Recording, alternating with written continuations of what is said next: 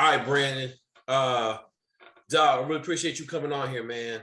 Get into a little bit of your backstory, just kind of how you got to the institution. I hate to say it, but these videos with people dropping the knowledge of not making it have been far more impactful than me sitting there telling people they crazy when they give me some pipe dream and I know they smoking.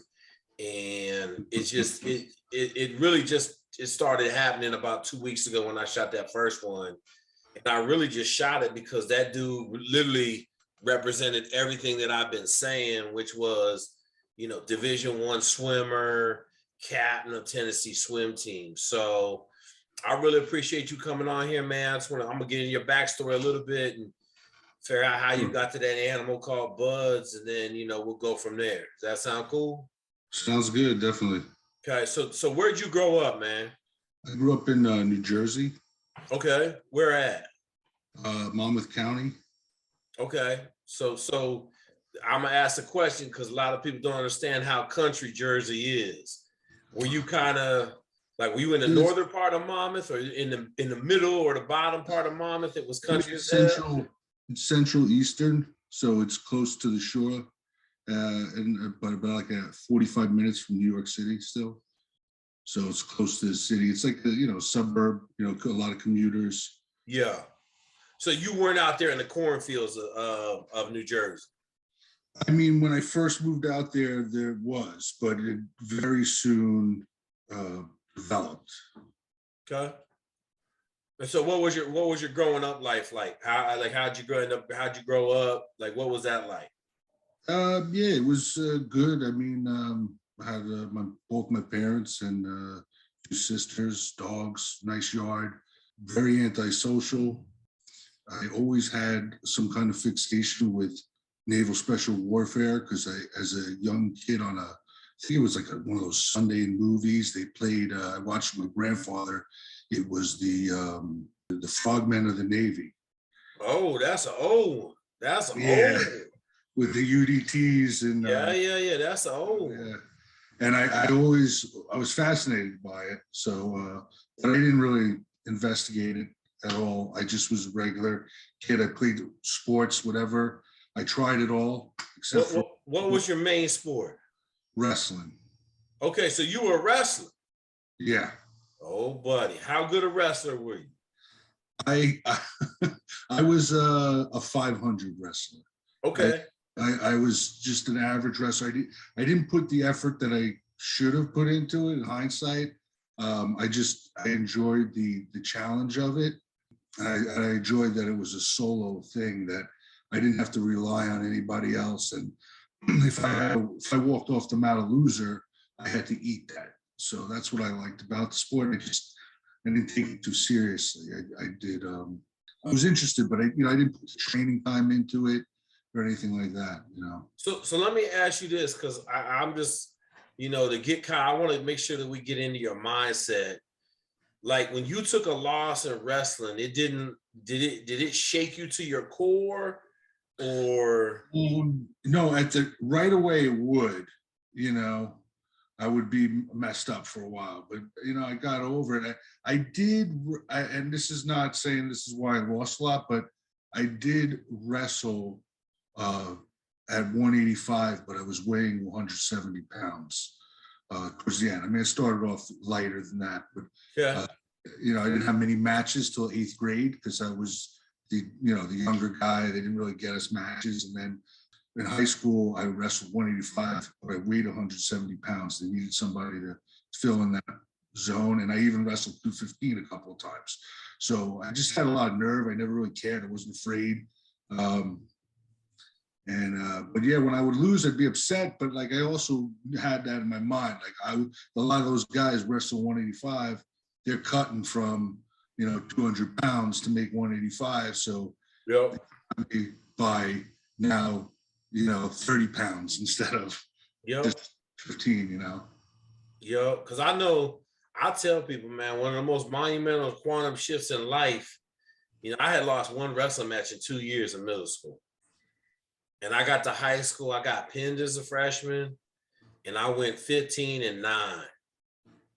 And as soon as that season was over, I changed who I was as a person, because there was no way in hell I was rolling out 15-9 another year wrestling, right? Like I literally, I started running the day after the season, man, never stopped, right? Like it changed fundamentally who I was and how I took coach, took coaching, and how I just, every day was a complete grind for me somewhat, right? Like I ran every day. I wish I would have wrestled more, but I wrestled a lot. I just didn't wrestle enough.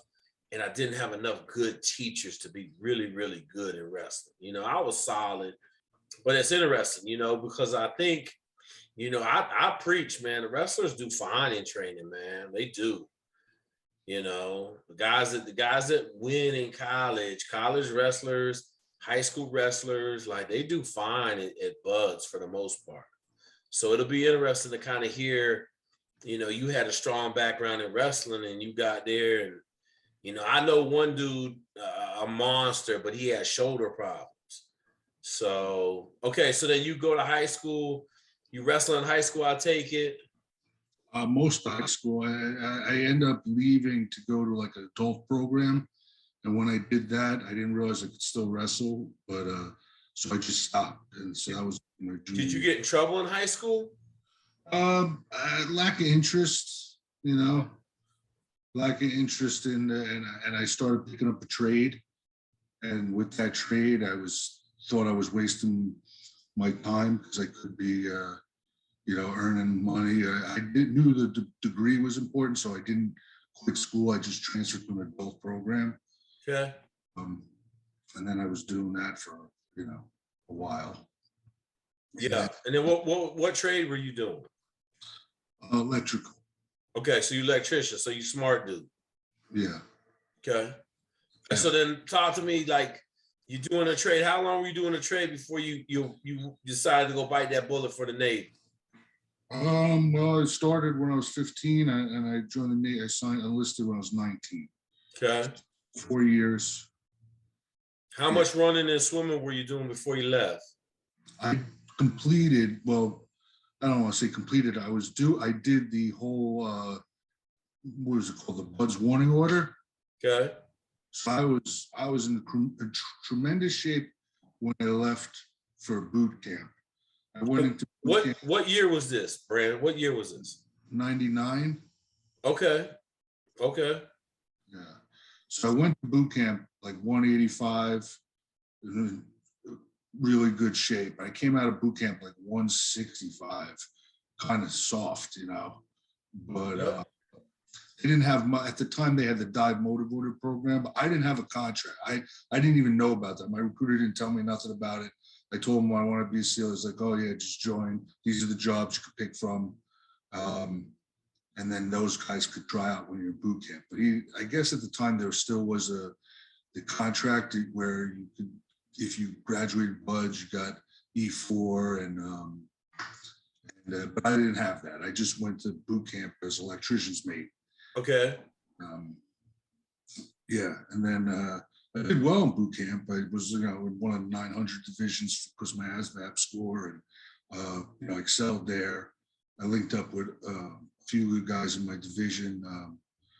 Some guy, a couple. Well, I know one for sure made the teams, and then I went to A school, which was long for electricians mate. It was, I want to say Common Core, electrical core, and then electrician mate school, total like 6 months. Yep. So 6 months of hard school too. It wasn't like you working out the whole time, right? I was, but I don't know why. This hindsight is always 2020, but I should have went back to doing the warning order. But when I was doing dive motivated training 3 days a week, and I was doing my own training, but my running suffered because I had the ITB tighten up on me. So it would, right away, if I started running, it would start really throbbing. So I was only running with the engineering school, which was like, a trot around the campus. It wasn't like a half mile jog around the field and do some stretching. I was swimming a lot because I failed that PST like a few times. It took me till I was in A school to pass the swim because I never even heard of the side stroke. And I was a mediocre swimmer at most. Okay. I didn't pass the swim with this. I was slow. I thought I was faster, but I guess I was finding myself wrong before. But anyway, I failed it a bunch of times. I finally passed it.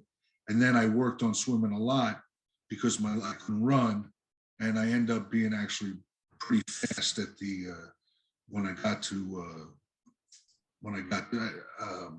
the PTRR, I guess it's called. Pretty good at swimming. My running was terrible, and I was a little pudgy. I was actually pretty pudgy. Like the instructors, so they made fun of me a lot because of that. You know, I was like the fat kid in the class. You know, but yeah, I mean, shit. Like I was a fat kid in the class too. I didn't give a shit. You know, yeah. like I didn't care. Did they put you on the bike at nights? Did they make you ride the bicycle at nights? No.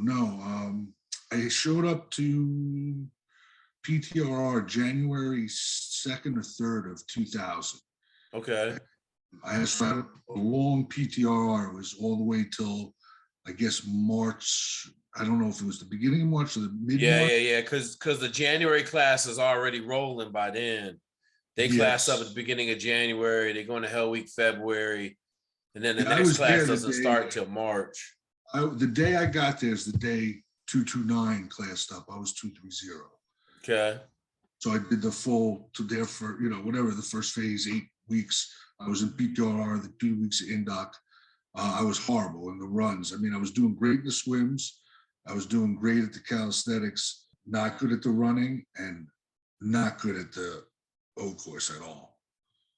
Okay, so when you say not good, like when you were running, like were you just in the back with the truck on all runs? Like were not you that right far away. back? No. I was in the back with a few, like the last bottom 10. And then it progressively got worse because my ITB started bothering me again. Okay. And my runs were suffering even more. And I probably could have stretched it out better and dug into the running on my weekends. I did get a little distracted while there on the weekends because there was. Okay, so wait a minute now. You can't throw out that bullshit now. So you telling me you was in San Diego just blowing doors off the place? Yeah, you were older, dude, right? How old I was were you? at the time 20.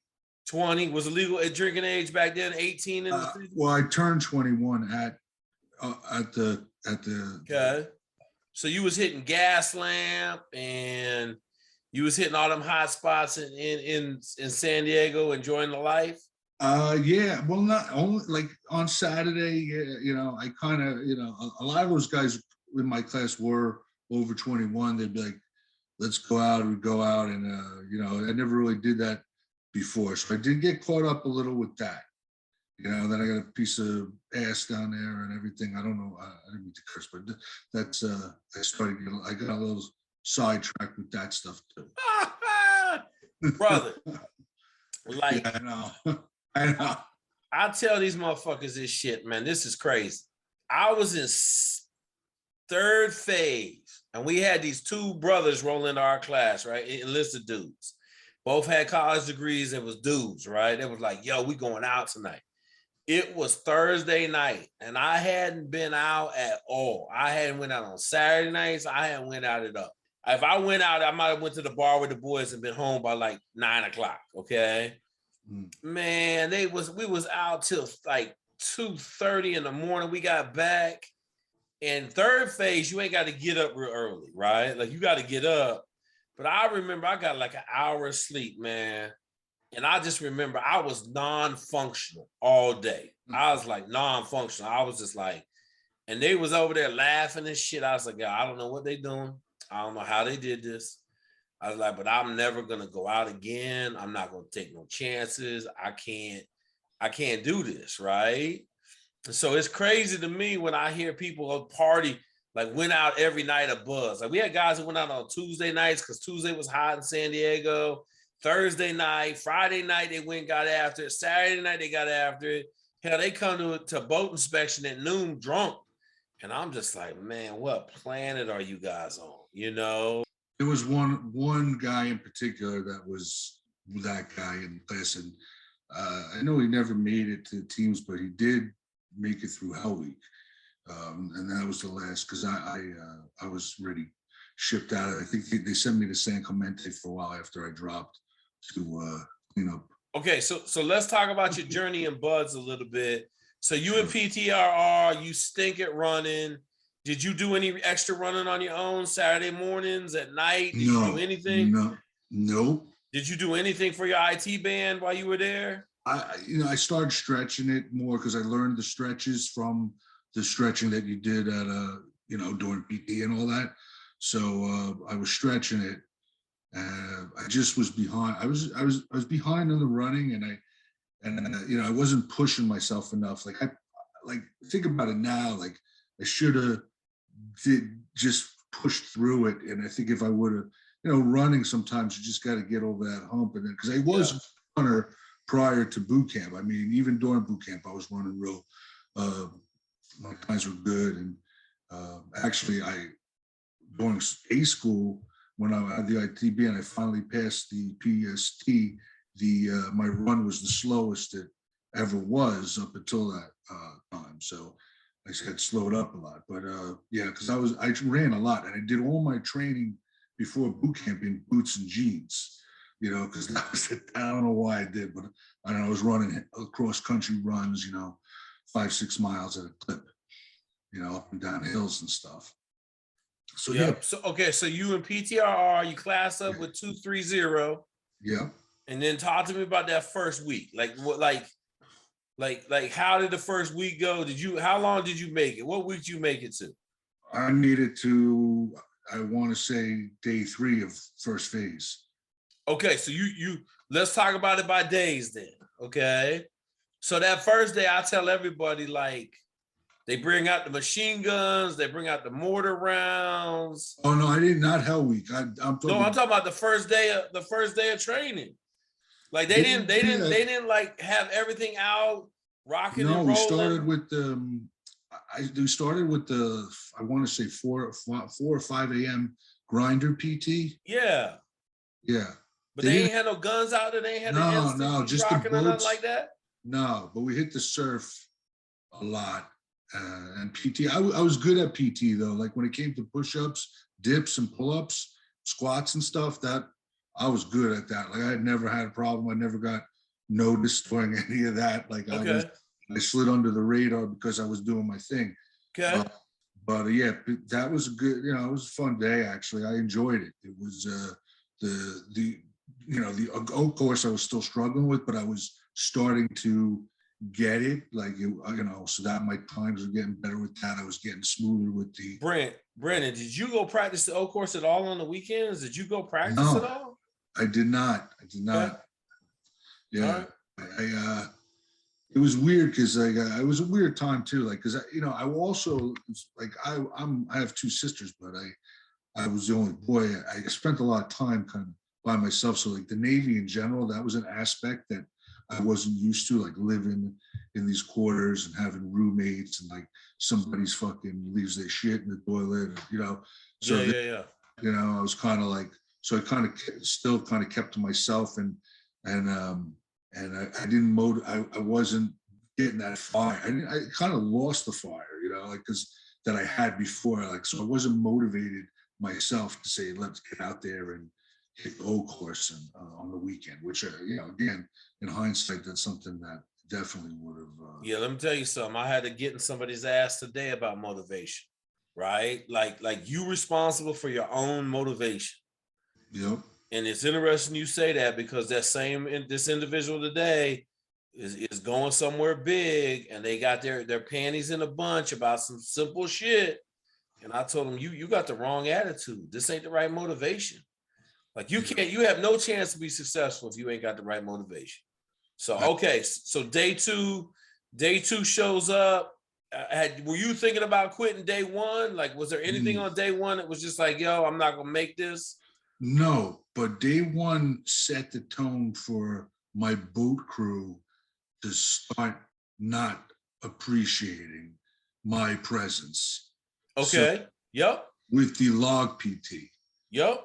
So once it was with the log PT, where I was strong enough to hold it and do all the exercises, but when we were started having to run up and down the berms and hit the surf with the log and then come back, I was slowing them down.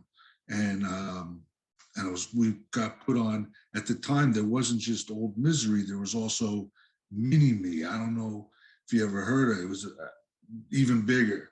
So we were getting put on Old Misery, and then they were putting us on Mini Me, which is almost impossible even with the 6 guy. It was that heavy. It was crazy.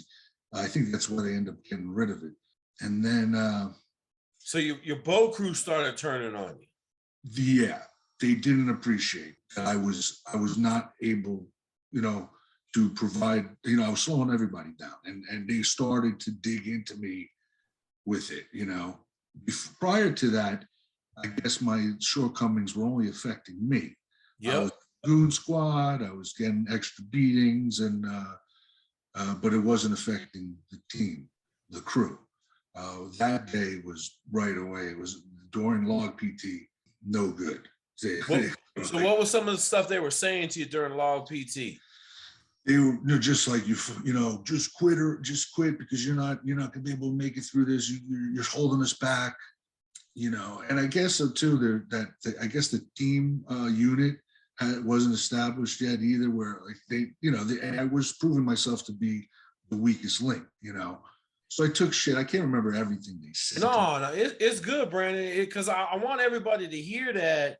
I try to explain to people, man, Buzz is an individual evolution. And everybody thinks that the class is going to be this team of rah-rah dudes.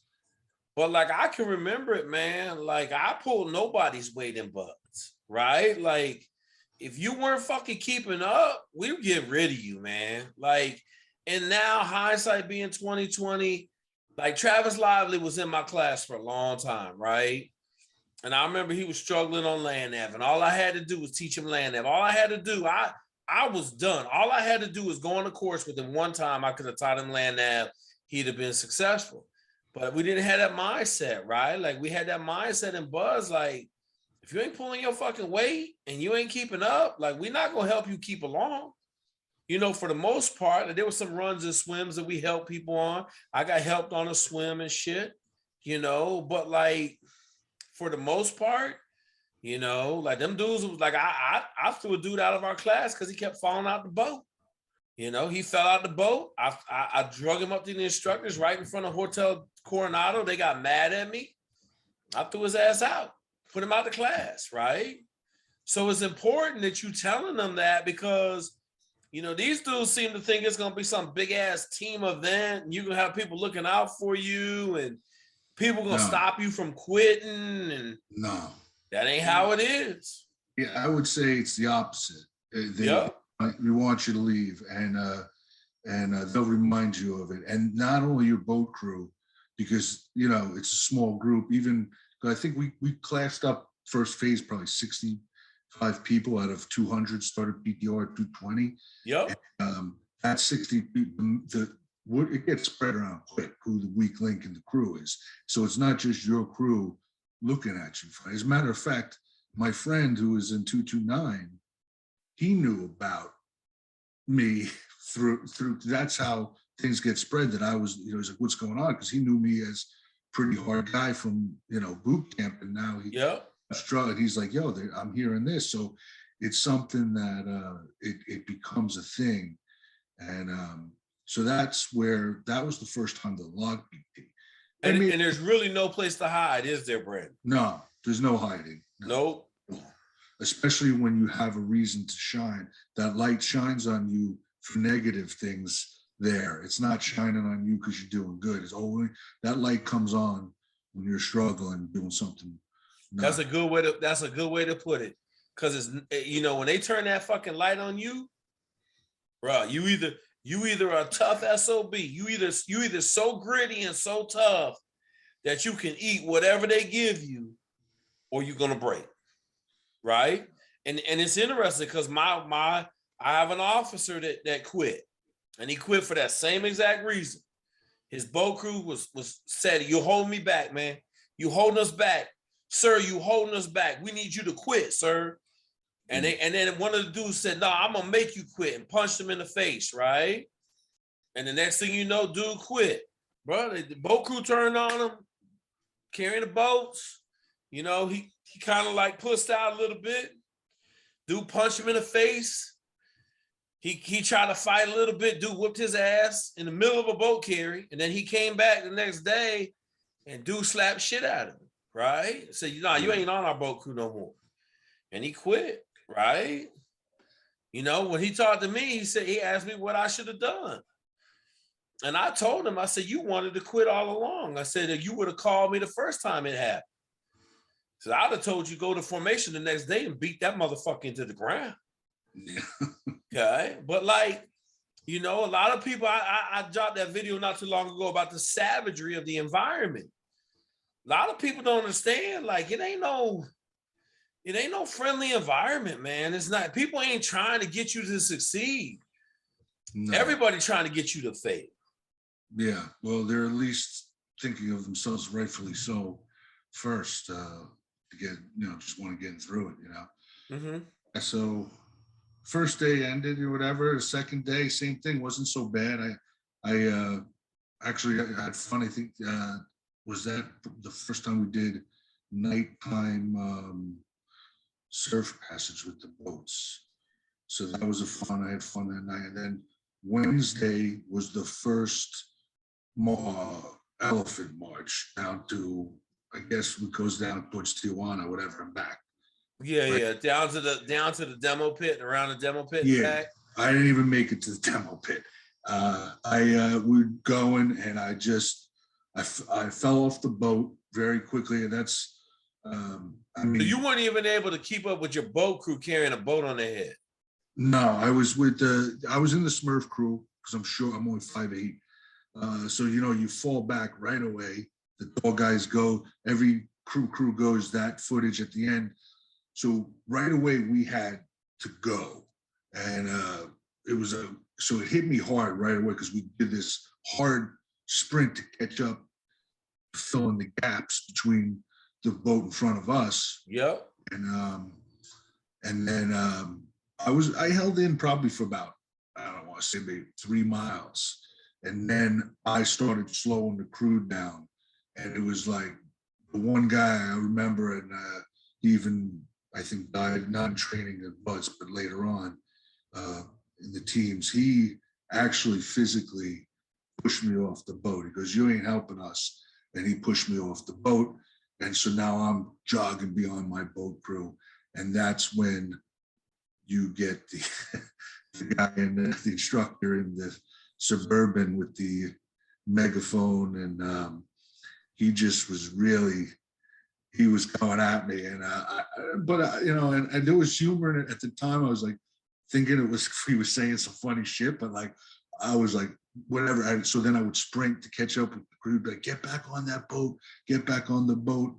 Otherwise, you're gonna be, you know, out of here, you know. So I'd sprint to the boat, I'd get on, I'd go a few, maybe another thing, but I'd be extra winded, and I'd fall off the boat again, and eventually it became to the point where it was like nonverbal DOR, you know, that's what they called it.